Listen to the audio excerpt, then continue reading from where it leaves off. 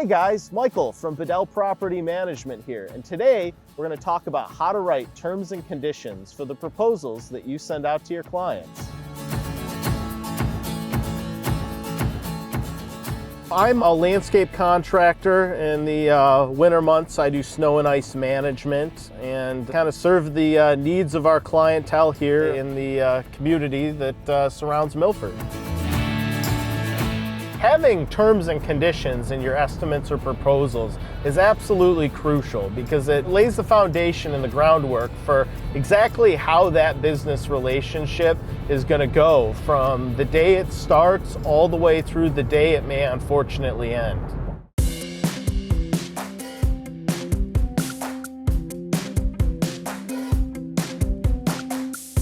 So number one is payment terms. And that's where you're going to get to set the parameters of when you expect your client to pay you so you can keep going or complete this job. A quick tip to think of when using payment terms is it just makes sense to get your client to pay you as quick as possible. But at the same time, you maybe need to have foresight where if it's a bigger job, how much do you need to get paid now? How much do you need to get paid later? And then ultimately, what are you going to leave left to be paid at the end? Because that can be obviously the most contentious payment.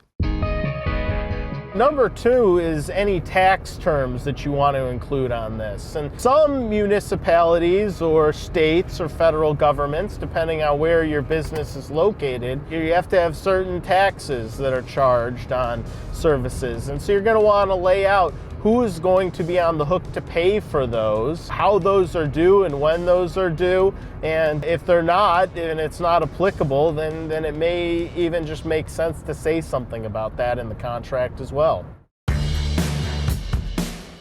Number three is service terms. And this is where, in writing, you're going to get to break down how you intend to complete your work. How are you going to handle when weird or bad things or unexpected things come up? And you're going to basically explain in writing to the client how this whole thing is going to go down. Four is schedule terms, and this is where you're going to set the expectation for your client about how long this project's going to take and what they should expect throughout the duration of the project. Pro tip: give them a way longer time frame than you will ever need to complete the project. When even if things do go wrong, you still probably get it done in a shorter time frame than advertised. And if things actually go really well on a job for once, you literally look like a contractor hero.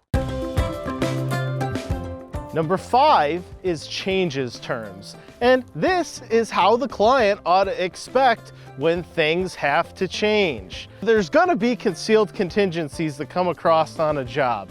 You never know what's behind the wall you're about to open up or what's in the ground below us. And once you've dug that hole or opened up that wall, you might find something that it requires additional attention, or you now have to work around. And this is going to give your client in writing a procedure about how you're going to go about dealing with those changes and what expectations are for both parties.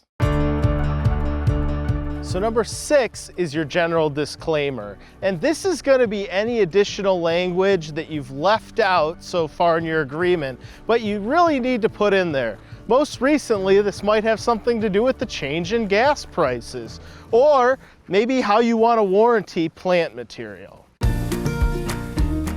Disclaimers are an important part of the contract because they're your last chance to just clear up any potential misunderstandings that may happen if they weren't in there, because at the end of the day, you never really know what someone's actual expectations are. But you are given the ability by putting together this agreement to certainly level the playing field and let them know what they actually ought to be. So I hope some of these tips and tricks are helpful to you guys. And remember, these are living documents. These are going to be based on your unique experiences. So take those to heart and make the most of them. And ultimately, you're in control of making sure that you have the best tomorrow possible. So take care, be good to each other, and we'll see you soon.